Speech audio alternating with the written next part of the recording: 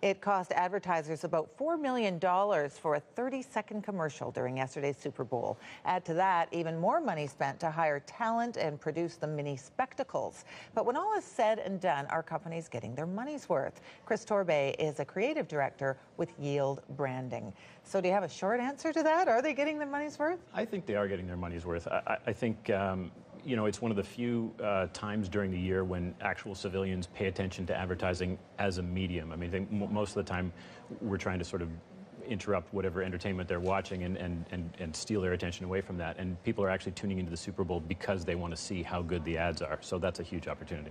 Now, I noticed in the last few years that many of these ads are being leaked up to 10 days before the event on the internet. I'm seeing them all in multiple versions of them as well. Is this a strategy that's going to make me even more interested in seeing it yet again during the game? Because I actually saw most of the commercials this year before they ever aired. Yeah, I sort of feel the same way. I think it's on the verge of sort of spoiling the phenomenon that's been created. I mean, I understand why advertisers want to do it. It's sort of like retailers in Canada who looked at Boxing Day and said, wouldn't that be great if it lasted longer than 24 hours? And that's how we ended up with Boxing Week. And I think advertisers are probably trying to do the same thing, and they wish the phenomenon of the Super Bowl lasted longer than 3.5 hours. The question is whether or not when people see the ads beforehand, when they do see them during the Super Bowl, are they sort of less blown away? And in fact, the ads that they haven't seen during the Super Bowl are the ones that go, oh, didn't see that one coming. We're looking at Cy doing his dancing with the pistachios here behind us. There's the one we did see coming, isn't it? Yes, we should have known that one would be there.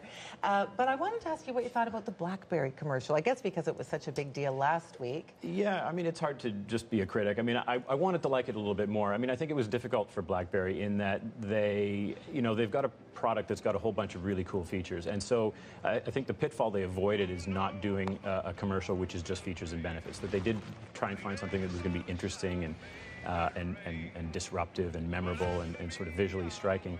The unfortunate thing is I don't think that it really played off of some of the attributes of the actual new device. And an interesting thing I found, this morning, they ran a double-page spread in the Globe and Mail that was all focused around the idea of being able to peek, right? The whole idea of the hub.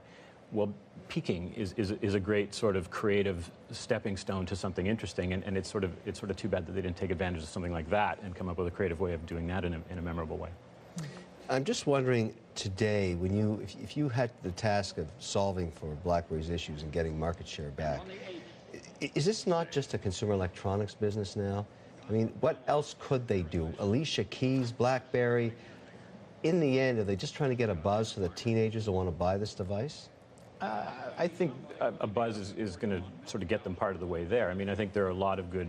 I mean, I think since we went from sort of old smartphones to the really new smartphones, I think now you've got a bunch that are all kind of equal in terms of having sort of cool features that are unique to each one. So you are trying to get people who have allegiances to a brand, and I think the more you sort of create that as a distinct brand for BlackBerry, the better.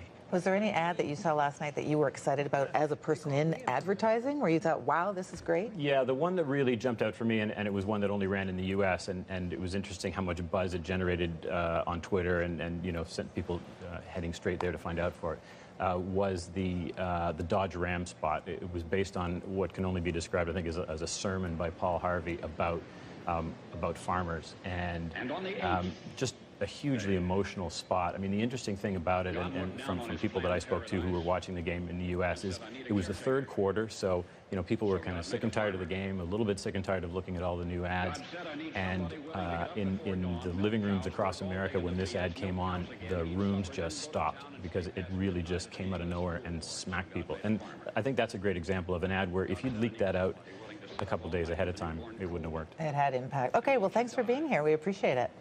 Coming up, legendary investor Jim Rogers on why the age of Wall Street is over and where he sees the global economy heading next.